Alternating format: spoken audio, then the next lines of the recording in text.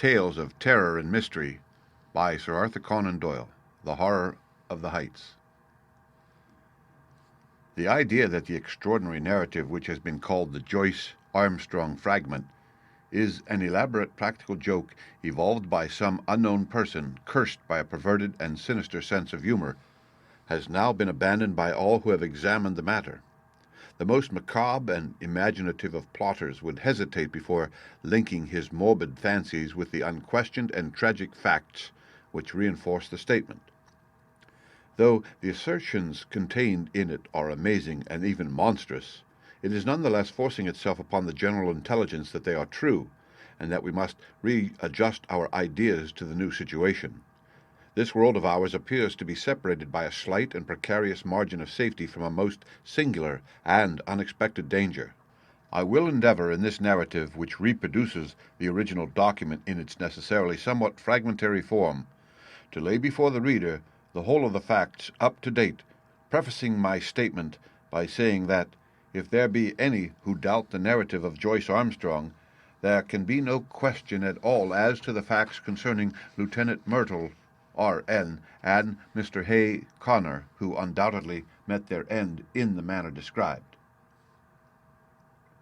The Joyce Armstrong fragment was found in the field which is called Lower Haycock, lying 1 mile to the westward of the village of Withyham, upon the Kent and Sussex border. It was on the 15th September last that an agricultural labourer, James Flynn, in the employment of Matthew Dodd, farmer of the Chauntry Farm, Withyham, perceived a briar pipe lying near the footpath which skirts the hedge in Lower Haycock. A few paces farther on he picked up a pair of broken binocular glasses. Finally, among some nettles in the ditch, he caught sight of a flat canvas-backed book, which proved to be a notebook with detachable leaves, some of which had come loose and were fluttering along the base of the hedge. These he collected, but some, including the first, were never recovered and leave a deplorable hiatus in this all-important statement. The notebook was taken by the labourer to his master, who in turn showed it to Dr. J. H. Atherton of Hartfield. This gentleman at once recognized the need for an expert examination, and the manuscript was forwarded to the Aero Club in London, where it now lies. The first 2 pages of the manuscript are missing. There is also one torn away at the end of the narrative, though none of these affect the general coherence of the story. It is conjectured that the missing opening is concerned with the record of Mr. Joyce Armstrong's qualifications as an aeronaut, which can be gathered from other sources and are admitted to be unsurpassed among the air pilots of England. For many years he has been looked upon as among the most daring and the most intellectual of flying men, a combination which has enabled him to both invent and test several new devices, including the common gyroscopic attachment which is known by his name. The main body of the manuscript is written neatly in ink, but the last few lines are in pencil and are so ragged as to be hardly legible, exactly, in fact, as they might be expected to appear if they were scribbled off hurriedly from the seat of a moving aeroplane. There are, it may be added, several stains both on the last page and on the outside cover which have been pronounced by the Home Office experts to be blood, probably human and certainly mammalian. The fact that something closely resembling the organism of malaria was discovered in this blood, and that Joyce Armstrong is known to have suffered from intermittent fever, is a remarkable example of the new weapons which modern science has placed in the hands of our detectives. And now, a word as to the personality of the author of this epoch-making statement. Joyce Armstrong, according to the few friends who really knew something of the man, was a poet and a dreamer, as well as a mechanic and an inventor. He was a man of considerable wealth, much of which he had spent in the pursuit of his aeronautical hobby. He had 4 private aeroplanes in his hangars near Devizes, and is said to have made no fewer than 170 ascents in the course of last year. He was a retiring man with dark moods in which he would avoid the society of his fellows. Captain Dangerfield, who knew him better than anyone, says that there were times when his eccentricity threatened to develop into something more serious. His habit of carrying a shotgun with him in his aeroplane was one manifestation of it. Another was the morbid effect which the fall of Lieutenant Myrtle had upon his mind. Myrtle, who was attempting the height record, fell from an altitude of something over 30,000 feet. Horrible to narrate, his head was entirely obliterated, though his body and limbs preserved their configuration. At every gathering of airmen, Joyce Armstrong, according to Dangerfield, would ask with an enigmatic smile, "And where, pray, is Myrtle's head?"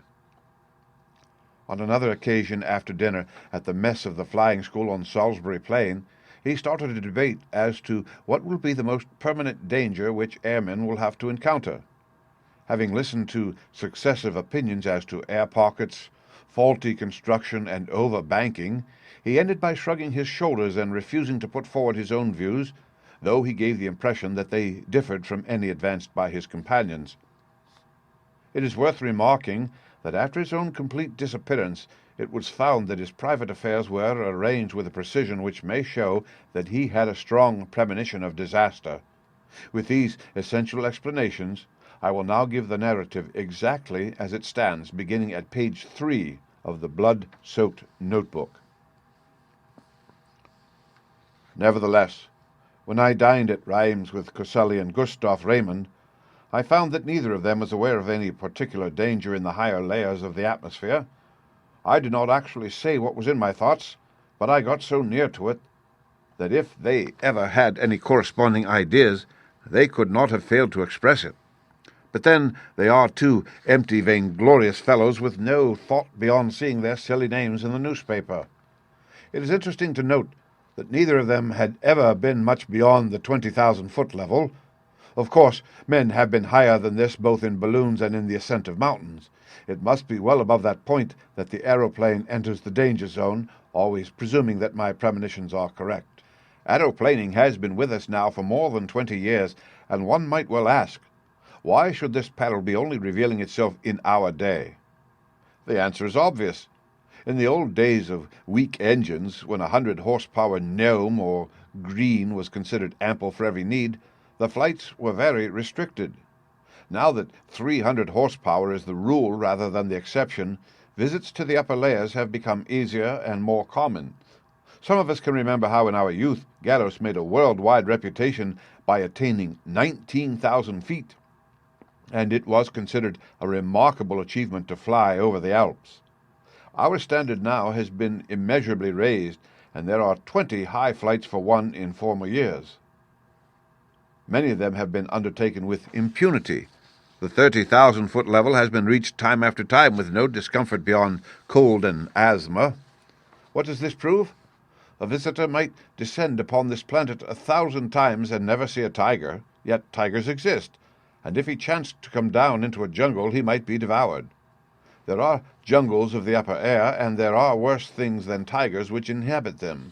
I believe in time they will map these jungles accurately out. Even at the present moment I could name two of them. One of them lies over the Paul Biarritz district of France. Another is just over my head as I write here in my house in Wiltshire. I rather think there is a third in the Homburg-Wiesbaden district. It was the disappearance of the airmen that first set me thinking.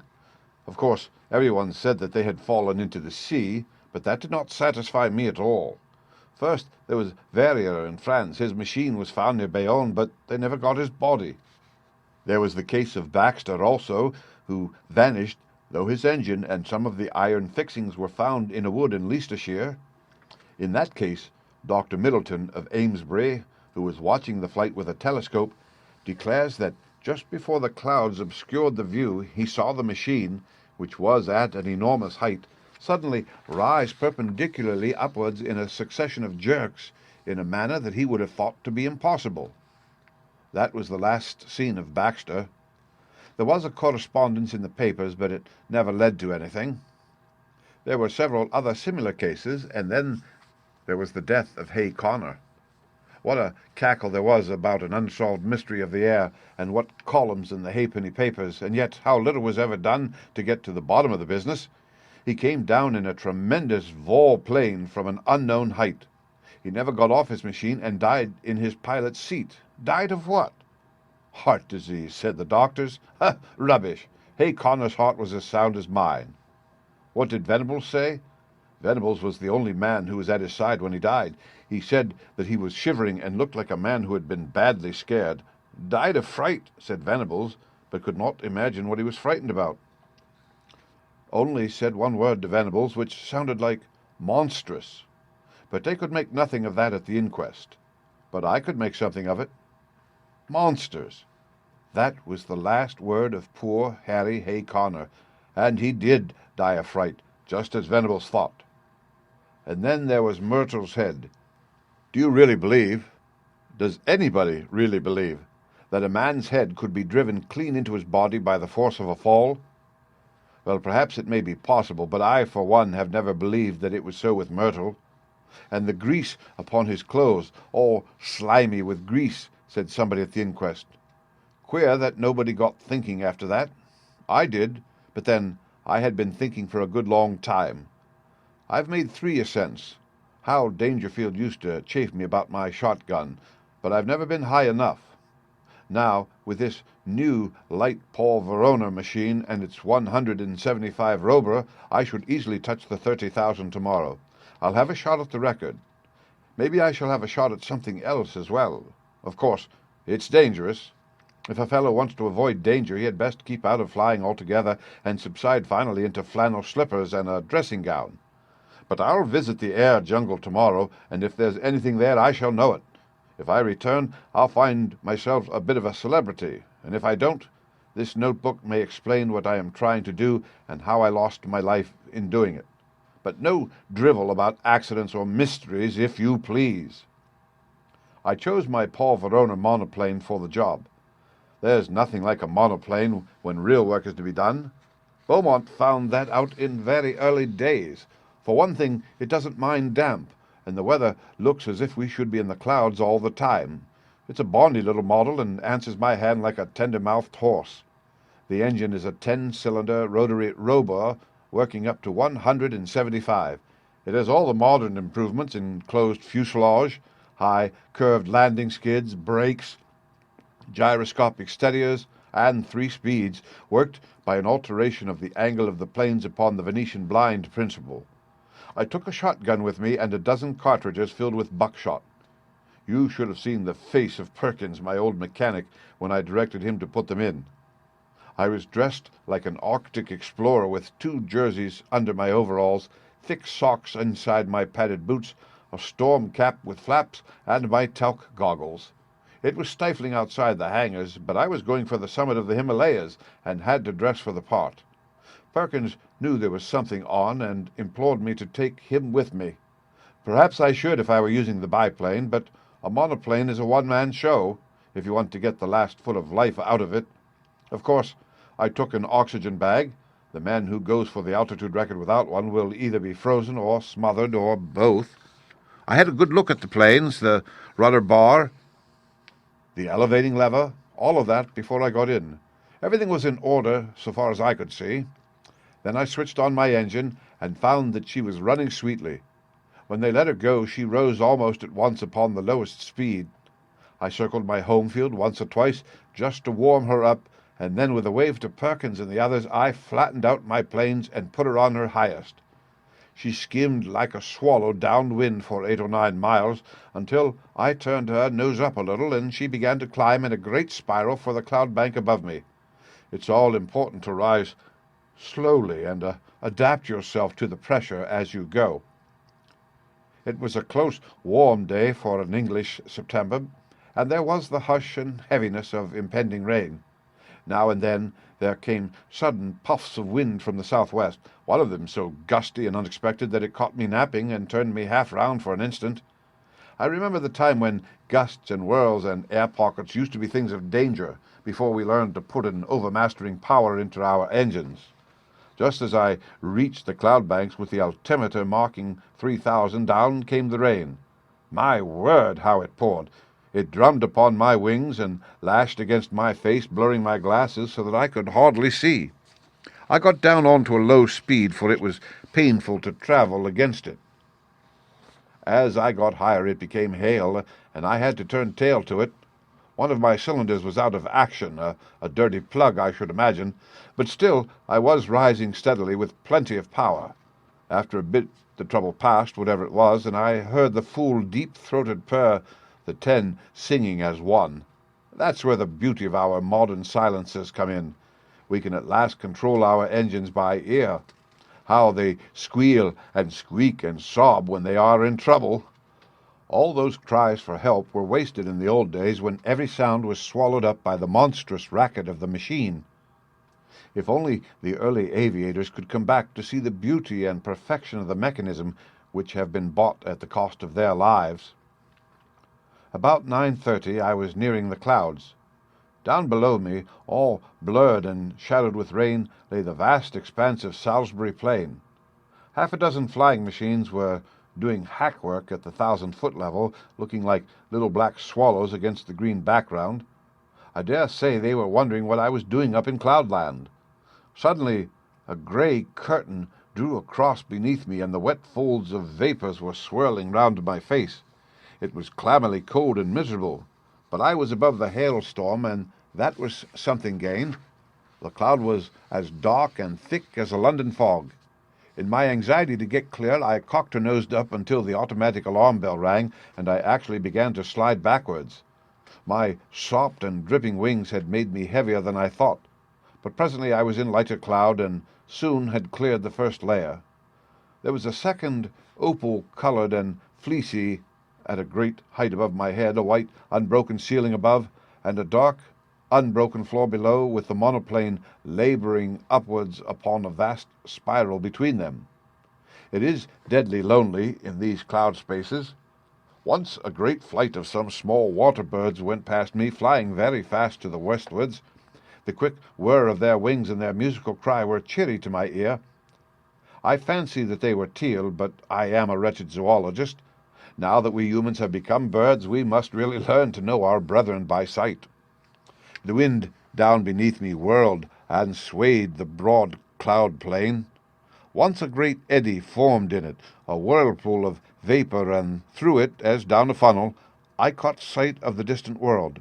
A large white biplane was passing at a vast depth beneath me. I fancy it was the morning mail service twixt Bristol and London. Then the drift swirled inwards again, and the great solitude was unbroken.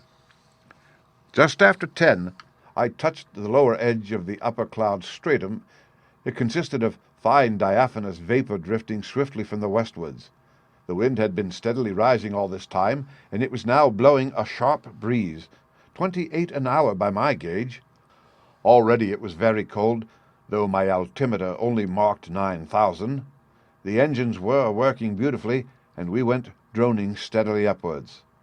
The cloud bank was thicker than I had expected, but at last it thinned out into a golden mist before me, and then, in an instant, I had shot out from it, and there was an unclouded sky and a brilliant sun above my head, all blue and gold above, all shining silver below, one vast glimmering plain as far as my eyes could reach.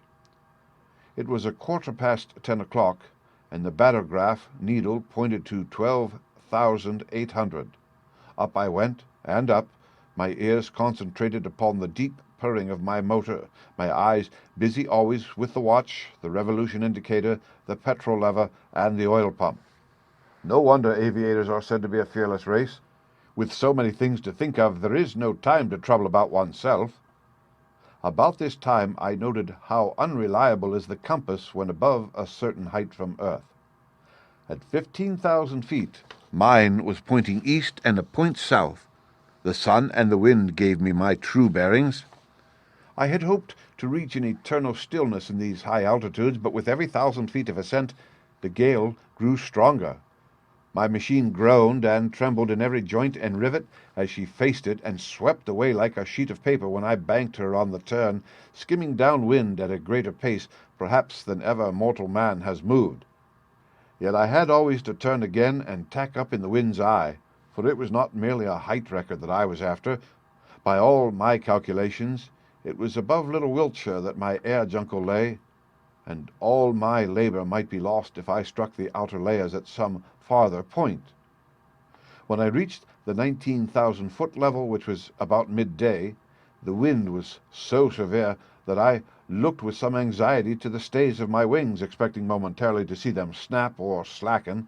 I even cast loose the parachute behind me and fastened its hook into the ring of my leathern belt, so as to be ready for the worst. Now was the time when a bit of scamped work by the mechanic is paid for by the life of the aeronaut. But she held together bravely. Every cord and strut was humming and vibrating like so many harp strings, but it was glorious to see how, for all the beating and the buffeting, she was still the conqueror of nature and the mistress of the sky. There's surely something divine in man himself, that he should rise so superior to the limitations which creation seemed to impose, rise, too, by such unselfish, heroic devotion as this air conquest has shown. Talk of human degeneration! When has such a story as this been written in the annals of our race? These were the thoughts in my head as I climbed that monstrous inclined plane, with the wind sometimes beating in my face and sometimes whistling behind my ears, while the cloudland beneath me fell away to such distance that the folds and hummocks of silver had all smoothed out into one flat, shining plain. But suddenly I had a horrible and unprecedented experience. I have known before what it is to be in what our neighbors have called a tourbillon, but never on such a scale as this. That huge, sweeping river of wind of which I have spoken had, as it appears, whirlpools within it, which were as monstrous as itself. Without a moment's warning, I was dragged suddenly into the heart of one. I spun round for a minute or two with such velocity that I almost lost my senses, and then fell suddenly, left wing foremost, down the vacuum funnel in the center. I dropped like a stone, and lost nearly 1,000 feet. It was only my belt that kept me in my seat, and the shock and breathlessness left me hanging half insensible over the side of the fuselage. But I am always capable of a supreme effort. It is my one great merit as an aviator. I was conscious that the descent was slower. The whirlpool was a cone rather than a funnel, and I had come to the apex. With a terrific wrench, throwing my weight all to one side, I leveled my planes and brought her head away from the wind. In an instant I had shot out of the eddies and was skimming down the sky. Then, shaken but victorious, I turned her nose up and began once more my steady grind on the upward spiral. I took a large sweep to avoid the dangerous spot of the whirlpool, and soon I was safely above it. Just after 1 o'clock, I was 21,000 feet above the sea level. To my great joy, I had topped the gale, and with every 100 feet of ascent, the air grew stiller. On the other hand, it was very cold, and I was conscious of that peculiar nausea which goes with rarefaction of the air. For the first time I unscrewed the mouth of my oxygen bag and took an occasional whiff of the glorious gas. I could feel it running like a cordial through my veins, and I was exhilarated almost to the point of drunkenness. I shouted and sang as I soared upwards into the cold, still outer air. It is very clear to me that the insensibility which came upon Gleicher, and in a lesser degree upon Coxwell, when in 1862 they ascended in a balloon to the height of 30,000 feet, was due to the extreme speed with which a perpendicular ascent is made. Doing it at an easy gradient and accustoming oneself to the lessened barometric pressure by slow degrees, there are no such dreadful symptoms. At the same great height, I found that even without my oxygen inhaler I could breathe without undue distress. It was bitterly cold, however, and my thermometer was at 0 Fahrenheit. At 1:30 I was nearly 7 miles above the surface of the earth, and still ascending steadily. I found, however, that the rarefied air was giving markedly less support to my planes, and that my angle of ascent had to be considerably lowered in consequence. It was already clear that even with my light weight and strong engine power, there was a point in front of me where I should be held. To make matters worse, one of my sparking plugs was in trouble again, and there was intermittent misfiring in the engine. My heart was heavy with the fear of failure. It was about that time that I had a most extraordinary experience. Something whizzed past me in a trail of smoke, and exploded with a loud hissing sound, sending forth a cloud of steam. For the instant I could not imagine what had happened.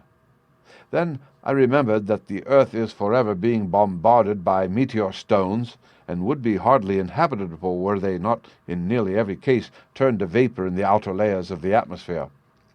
Here is a new danger for the high-altitude man, for 2 others passed me when I was nearing the 40,000-foot mark. I cannot doubt that at the edge of the Earth's envelope the risk would be a very real one. My barograph needle marked 41,300 when I became aware that I could go no farther. Physically, the strain was not as yet greater than I could bear, but my machine had reached its limit. The attenuated air gave no firm support to the wings, and the least tilt developed into sideslip, while she seemed sluggish on her controls. Possibly, had the engine been at its best, another 1,000 feet might have been within our capacity, but it was still misfiring, and 2 out of the 10 cylinders appeared to be out of action. If I had not already reached the zone for which I was searching, then I should never see it upon this journey. But was it not possible that I had attained it? Soaring in circles like a monstrous hawk upon the 40,000-foot level, I let the monoplane guide herself, and with my Mannheim glass I made a careful observation of my surroundings. The heavens were perfectly clear. There was no indication of those dangers which I had imagined. I have said that I was soaring in circles. It struck me suddenly that I would do well to take a wider sweep and open up a new air tract. If the hunter entered an earth jungle, he would drive through it if he wished to find his game. My reasoning had led me to believe that the air jungle which I had imagined lay somewhere over Wiltshire. This should be to the south and west of me. I took my bearings from the sun, for the compass was hopeless, and no trace of earth was to be seen, nothing but the distant silver cloud plain. However, I got my direction as best I might, and kept her head straight to the mark. I reckoned that my petrol supply would not last for more than another hour or so, but I could afford to use it to the last drop, since a single magnificent volplane could at any time take me to the earth. Suddenly, I was aware of something new. The air in front of me had lost its crystal clearness. It was full of long, ragged wisps of something which I can only compare to very fine cotton or cigarette smoke. It hung about in wreaths and coils, turning and twisting slowly in the sunlight. As the monoplane shot through it, I was aware of a faint taste of oil upon my lips, and there was a greasy scum upon the woodwork of the machine. Some infinitely fine organic matter appeared to be suspended in the atmosphere. There was no life there. It was inchoate and diffuse, extending for many square acres and then fringing off into the void. No, it was not life. But might it not be the remains of life? Above all, might it not be the food of life, of monstrous life, even as the humble grease of the ocean is the food for the mighty whale? The thought was in my mind when my eyes looked upwards, and I saw the most wonderful vision that ever man has seen. Can I hope to convey it to you even as I saw it myself last Thursday? Conceive a jellyfish such as sails in our summer seas, bell-shaped and of enormous size, far larger, I should judge, than the dome of St. Paul's. It was of a light pink color, veined with a delicate green, but the whole huge fabric so tenuous that it was but a fairy outline against the dark blue sky. It pulsated with a delicate and regular rhythm. From it there depended 2 long, drooping green tentacles which swayed slowly backwards and forwards. This gorgeous vision passed gently with noiseless dignity over my head, as light and fragile as a soap bubble, and drifted upon its stately way. I had half turned my monoplane that I might look after this beautiful creature, when in a moment I found myself amidst a perfect fleet of them, of all sizes, but none so large as the first. Some were quite small, but the majority about as big as an average balloon, and with much the same curvature at the top. There was in them a delicacy of texture and coloring which reminded me of the finest Venetian glass.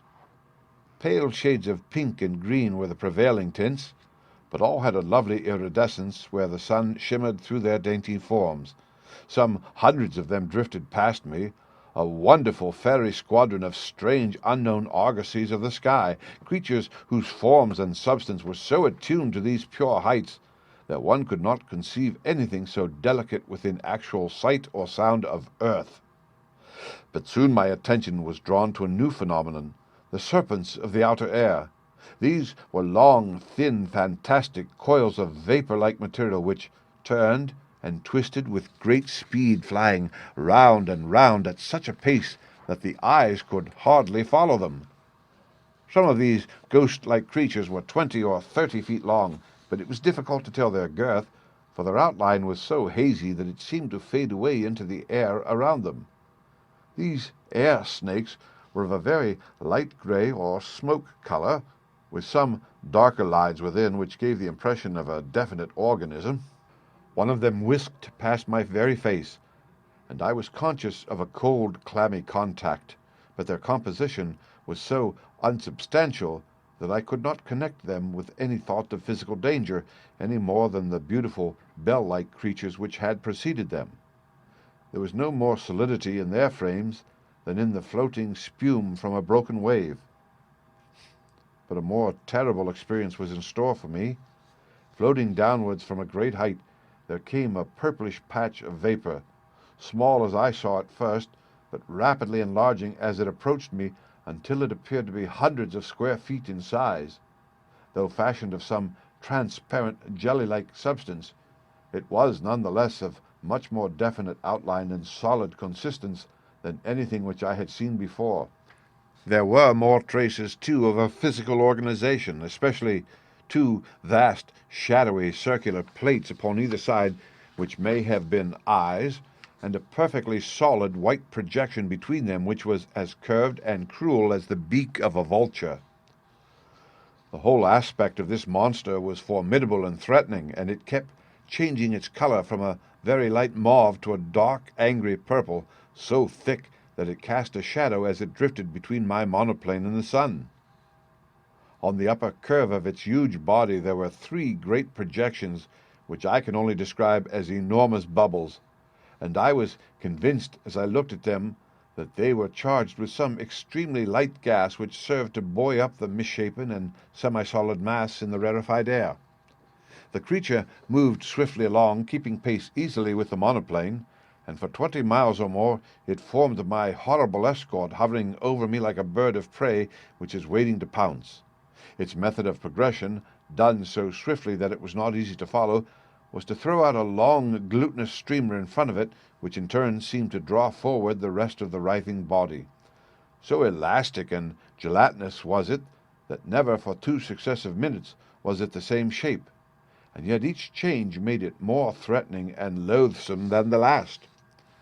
I knew that it meant mischief. Every purple flash of its hideous body told me so. The vague, goggling eyes, which were turned always upon me, were cold and merciless in their viscid hatred. I dipped the nose of my monoplane downward to escape it. As I did so, as quick as a flash, there shot out a long tentacle from this mass of floating blubber, and it fell as light and sinuous as a whiplash across the front of my machine. There was a loud hiss as it lay for a moment across the hot engine, and it whisked itself into the air again, while the huge flat body drew itself together as if in sudden pain.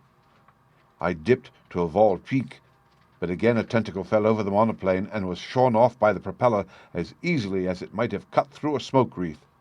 A long, gliding, sticky, serpent-like coil came from behind and caught me round the waist, dragging me out of the fuselage. I tore at it, my fingers sinking into the smooth glue-like surface, and for an instant I disengaged myself, but only to be caught round the boot by another coil, which gave me a jerk that tilted me almost onto my back. As I fell over, I blazed off both barrels of my gun, though indeed it was like attacking an elephant with a pea-shooter to imagine that any human weapon could cripple that mighty bulk. And yet I aimed better than I knew, for with a loud report one of the great blisters upon the creature's back exploded with the puncture of the buckshot. It was very clear that my conjecture was right, and that these vast clear bladders were distended with some lifting gas, for in an instant the huge cloud-like body turned sideways, writhing desperately to find its balance, while the white beak snapped and gaped in horrible fury. But already I had shot away on the steepest glide that I dared to attempt, my engine still full on, the flying propeller and the force of gravity shooting me downwards like an aerolite. Far behind me I saw a dull, purplish smudge growing swiftly smaller and merging into the blue sky behind it.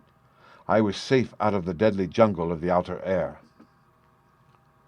Once out of danger, I throttled my engine, for nothing tears a machine to pieces quicker than running on full power from a height. It was a glorious spiral volplane from nearly 8 miles of altitude, first to the level of the silver cloud bank, then to that of the storm cloud beneath it, and finally in beating rain to the surface of the earth. I saw the Bristol Channel beneath me as I broke from the clouds, but, having still some petrol in my tank, I got 20 miles inland before I found myself stranded in a field half-mile from the village of Ashcombe. There I got 3 tins of petrol from a passing motor car, and at 10 minutes past 6 that evening I alighted gently in my own home meadow at Devizes, after such a journey as no mortal upon earth has ever yet taken and lived to tell the tale. I have seen the beauty, and I have seen the horror of the heights, and greater beauty or greater horror than that is not within the ken of man. And now it is my plan to go once again before I give my results to the world. My reason for this is that I must surely have something to show by way of proof before I lay such a tale before my fellow men.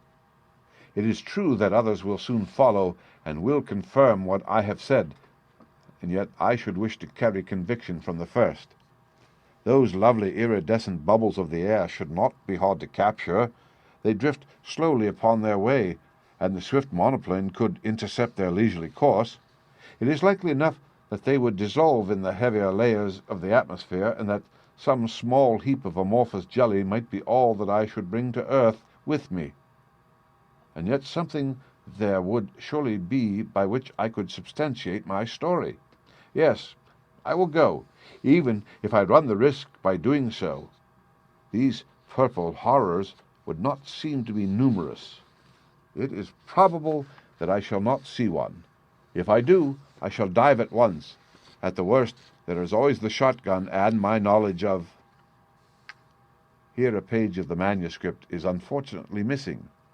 On the next page is written in large, straggling writing, 43,000 feet. I shall never see earth again. They are beneath me, 3 of them. God help me. It is a dreadful death to die. Such, in its entirety, is the Joyce Armstrong statement. Of the man, nothing has since been seen. Pieces of his shattered monoplane have been picked up in the preserves of Mr. Blood Lushington upon the borders of Kent and Sussex, within a few miles of the spot where the notebook was discovered. If the unfortunate aviator's theory is correct that this air jungle, as he called it, existed only over the southwest of England, then it would seem that he had fled away from it at the full speed of his monoplane, but had been overtaken and devoured by these horrible creatures at some spot in the outer atmosphere above the place where the grim relics were found. The picture of that monoplane skimming down the sky with the nameless terrors flying as swiftly beneath it and cutting it off always before the earth while they gradually closed in upon their victim is one upon which a man who valued his sanity would prefer not to dwell. There are many, as I am aware, who still jeer at the facts which I have here set down, but even they must admit that Joyce Armstrong has disappeared, and I would commend them his own words. This notebook may explain what I am trying to do, and how I lost my life in doing it, but no drivel about accidents or mysteries, if you please. The end.